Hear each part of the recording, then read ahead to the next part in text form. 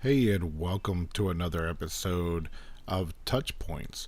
And what this really means and what we're going to do with the touch points is an opportunity for me to reach out, talk to you, and basically get your feedback. Kind of a way for us to talk to each other and to hear what each other has to say. So as you come in and you're in the chat, let me know where you're from, and that way we can have a conversation. In this episode, as you can see, we're going to be focusing on strategies for self development. And what that really means is we're going to have a series of episodes where we're going to be able to talk about a way to get after self development. And it's not a one time thing, it's not just a one size fits all. We're going to be talking about a whole bunch of different things as it comes together. So, what I would like to offer up is this. I'm going to offer up with a thing that probably doesn't make sense that fits in this, but it does. As we come to Thanksgiving week, at least here in the United States, we're approaching Thanksgiving week. And a lot of people want to focus on being thankful. Well, I would say part of self development is developing an attitude of gratitude. And then we're going to be talking about the importance of reading. So, what do I mean when we talk about developing an attitude of gratitude? Well, what I mean by that is you need to have the innate sense of being grateful for everything. All too often, I think, in society, we have so many people who are comparing themselves to other people. So many people going, oh, well, this person had this or this person has that. Why don't I have that? I probably should drive a nicer car. I should probably have a bigger house. Or hey, you know what? I need these new sneakers.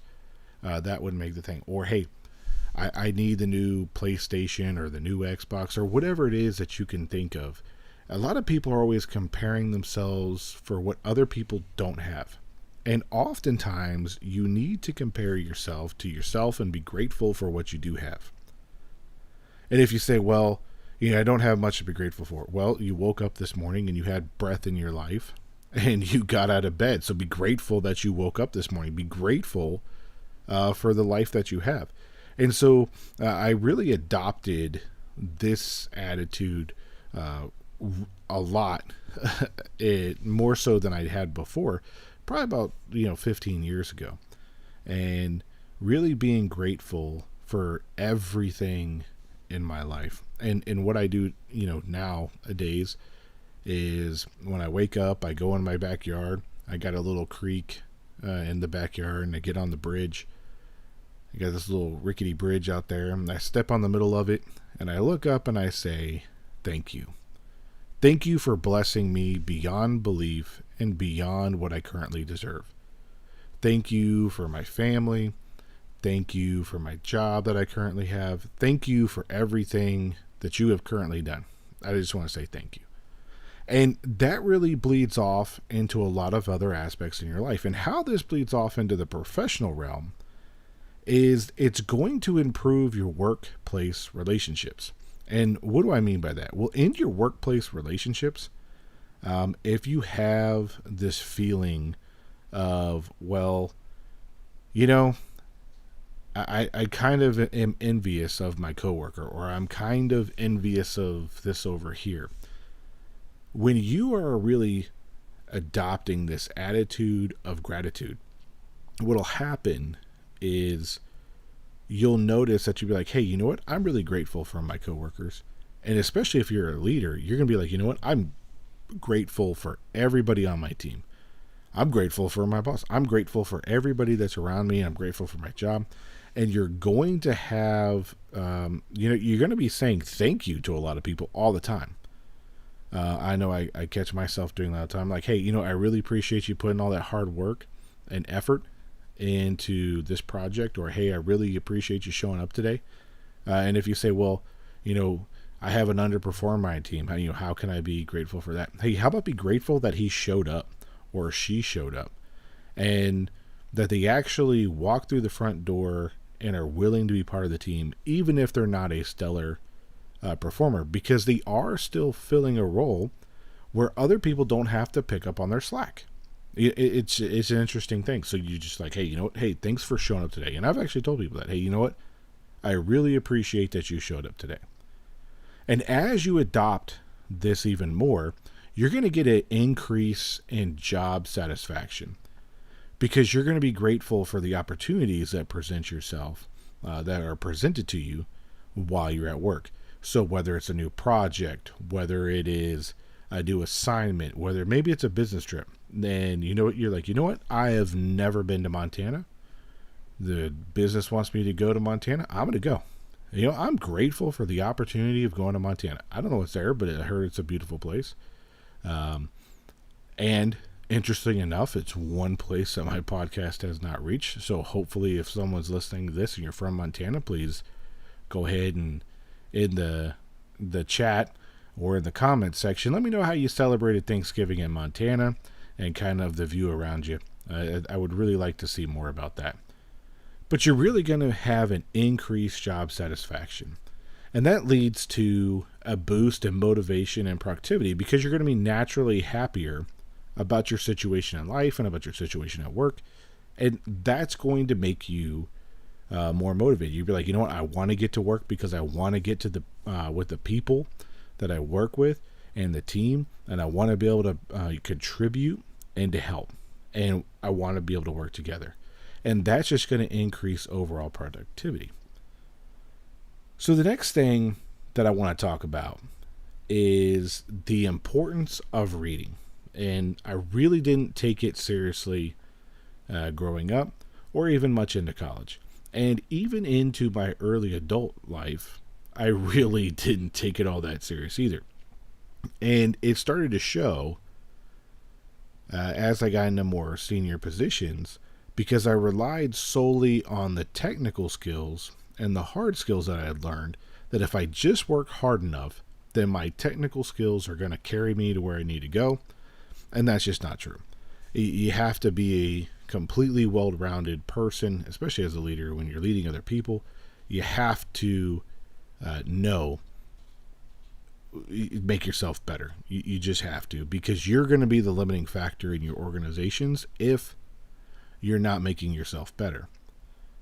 So, the things that I like to focus on when you read, of course, you definitely need to read something that is industry specific for whatever field you're in. So if you're in marketing, definitely read marketing books. If you're in leadership, definitely read some leadership books. Information technology, read that. Nursing or medical, definitely read all the things that you can there to make yourself better and kind of get new ideas. Professional articles.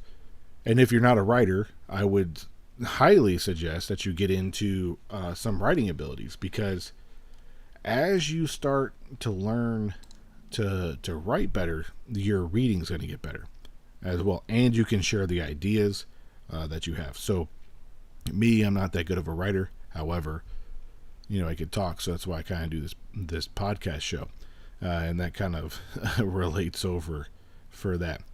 But the other things I would say that you need to read are self-help and motivational books. Now, I will also caution you on that. So motivational books will only last as long as that book that you're reading is, and probably about 5 to 15 minutes later. If you can't self-motivate, no one can help you do that. But motivational books are good for you to read, because if you find yourself in a position where you start getting bogged down or discouraged, you can read a motivational book, and that'll bring you back to that attitude of gratitude that we talked about earlier, and make you more appreciative of your situation. Because even though you might be in a tough spot, you're just being prepared for the next thing. And a self-help book too is because we've got to hone our soft skills, right? We've got to increase our emotional intelligence, increase our interpersonal skills, because without that, you're going to remain stagnant and everyone else is going to get better. And they just kind of look at you and go, man, this person's lacking some stuff. We don't really understand why. And then the other areas are educational and skill building material. And then I would even throw in fictional books, but we'll get into that here in a little bit. So educational books, make sure you're learning new things every single day, especially if you're in a technical industry. If you haven't taken a new course in something, then you're going to be behind, because the newer people are learning what is going to be coming out 2-3 years from now. And you should always be striving and looking what's current, what's coming about 5 years, what's coming out 10 years from now, and trying to definitely stay in touch with your hard skills and your technical skills and build that up through your educational training and also your skill building materials. But with the fictional books, what fictional books do is they help us understand key ideas and stories that non-fiction books just can't necessarily nail home. Two books that I really, really love are Starship Troopers. So Starship Troopers is a great book about a logistical challenge when you are fighting in combat. If you don't know what Starship Troopers is about, it's in mobile infantry in the space, and we're fighting bugs in space because they bombed Buenos Aires and Argentina, and we got to fight back and we got to kill these bugs. But it also talks about the struggle between logistics, and so no matter what you're in, if you can't make logistics works, or if you're in typical business, you call it operations, if you can't make that work, your business is going to hurt. You're going to suffer. You're not going to win. You're not going to win the battle in whatever you're doing. So you need to make sure that you have your operations and your logistics straight. And that's a great way that Starship Troopers, in a fictional way, nails that home. It all talks about the difference between citizenship and residency, and it gets on a political scheme, which I think is great, because it talks to the point that if you are a citizen, there is more required of you than if you are a resident of somewhere. If you're a resident, nothing much is required of you, but if you're a citizen, then more is required of you for civic and civil duty to your local community and to your greater nation. So I think that's a really good book. The other one's about Ender's Game. Ender's Game is about understanding your enemy. It's another take on Sun Tzu's and the art of war, understanding yourself, understanding your enemy. And the more you understand your enemy, the more that you can relate yourself to your enemy. It's a great book about strategy as we talk about strategy. So those are two books I just mentioned. However, if you are having a hard time understanding or even knowing where to start, you're like, hey, you know what, Tim, I hear you. You say we need to read, but where do I start? Well, I will tell you, I have done something to help you out. If you go to timstatingtheobvious.com, and then you click at the top, and you'll see this professional reading list link right up at the top. And then down below, I have all the books that I have personally read, and I haven't added all of them. I'm still adding to it. But I've added the books that I've already personally read. And I'm recommending them to you because it's a great place to start. So, for example, if you're interested in working in change management, well, this would be a great place to start, because now you can take a look at how things work. How do you start with change management? And actually talk about a good thing about the elephant and the rider, the donkey and the rider. It's a great book. Highly recommend it. And if you have an issue with communicating, there's this book called Talk Less, Say More right here in the middle of the page, as you can see. The great thing is if you click on Learn More, and I am going to have to refresh this link for you in order for it to stick up. So bear with me for 1 second. Okay. Maybe not. We're going to get to this, though, I promise you. Nope, not that. Yep. Here we go. Talk Less, Say More. So right here with Talk Less, Say More, if it in there, it tells you, everything that you need to know about the book. And it gives you what the author talks about it. And if you have an issue with communicating in written form, like if you talk too much in an email, and this one tells you like, hey, if you don't catch someone's attention in 3 seconds or less, you're kind of doomed. So I would I would recommend that you don't do that. But the other thing is, so you got the book, you know what the book is about, and you're like, hey, I'd like to buy it. All you have to do is hit the click here button. As you can see, click here to buy, and it'll take you to Amazon, and then you can go ahead and buy that book. So I would say, if you haven't, check out timstatingtheobvious.com. It'd be a great place that I recommend for you to go. Check out the the professional reading list book, the reading list, and start there, because now you have a great starting place on where you can go with with starting your professional reading there. So I'm going to end with that. I really would like to say, if you got some value out of this little talk, and you're watching this on rewind or at a later date, please hit that subscribe button. Please hit the alert icon so when we post a new episode. The podcast posts on here about every 2 weeks, and then every day or every other day I post several shorts to give you an idea of some of the things that we're going to be talking about in the next episodes, and give you some clips of something that could help enrich your life on a daily basis. So you definitely can get those on there. So if you got something out of this, please hit that subscribe button, hit that alert icon so you know. Also, if you don't mind sharing this episode with one or two people that you think might like this episode, so that way they can get some goodness out of this too. So with that, thanks for stopping by and checking out this live episode, and I'd like to hear your feedback in the comment section. I'm Tim Staten, stating the obvious.